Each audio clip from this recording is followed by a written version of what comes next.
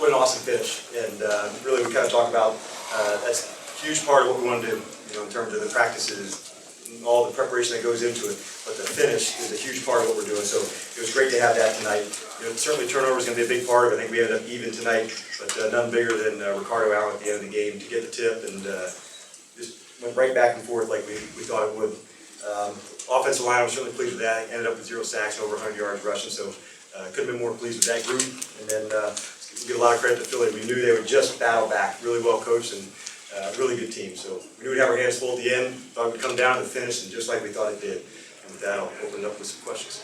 Coach, what did you learn about your team today in their first full effort? I think probably the thing that we learned the most, is number one from the competitive side. There are some terrific competitors here, and see Julio Jones, he had 2 touchdowns, over 100 yards.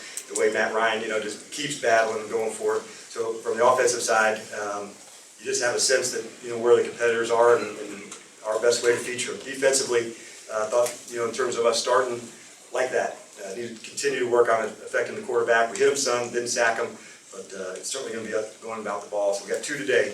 In terms of turnovers and tackling, but that's our area of emphasis certainly for this week.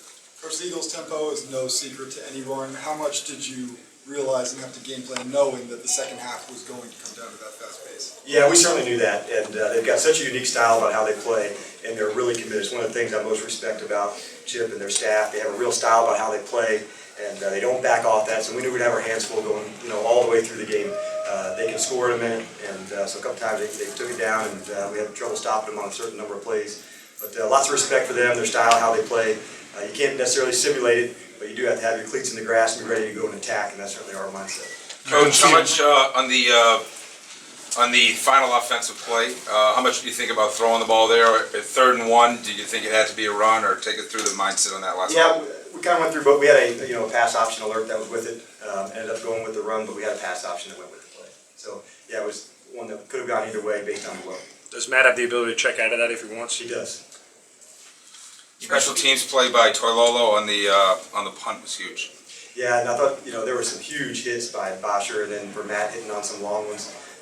Those guys have been doing that the entire camp, and so it's no surprise they had such a good camp. They're so well prepared. They came in and executed just like we thought. So we knew it would take the whole way. Offensively, defensively, play a complete game for us to be at our best, and that's what we took tonight. We knew we were going against a really good team.